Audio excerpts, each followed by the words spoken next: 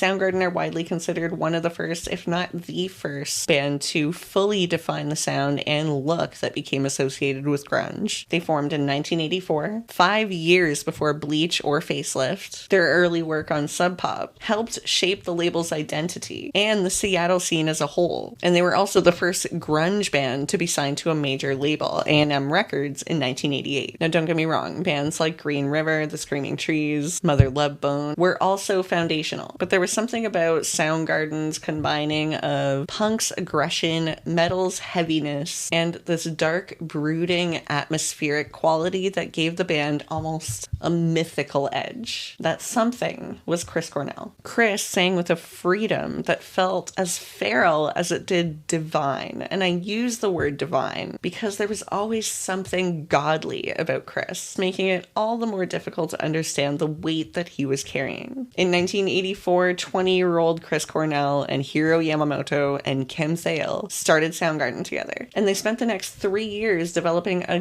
dedicated following in Seattle of kids who were finding themselves attracted to this up-and-coming genre that mixed some of the most polarizing styles and ideologies. They sounded like Black Sabbath, but they also had the chaos of Black Flag. They were dark and brooding, and all the themes and the lyrics were slightly psychedelic, bending these depressed thoughts of a young person in the late 80s in Seattle. So yeah, if grunge had a big bang, then I think Soundgarden was the thunderclap. Chris Cornell would collaborate with dozens of artists over the course of his career. While he was with Soundgarden and afterward, he sang backup for Alice in Chains and the Screaming Trees. He wrote songs for Alice Cooper. He sang on Slash's solo album. He jammed with the Wilson sisters from Heart and Duff McKagan. And most famously, he started Audioslave with the remaining members of Rage Against the Machine. The way Chris Cornell sang was like ancient man on his knees, begging the gods for forgiveness and relief. It came out of the pores in his skin. It was so strong, and it spoke to so many people who suffered in the same way.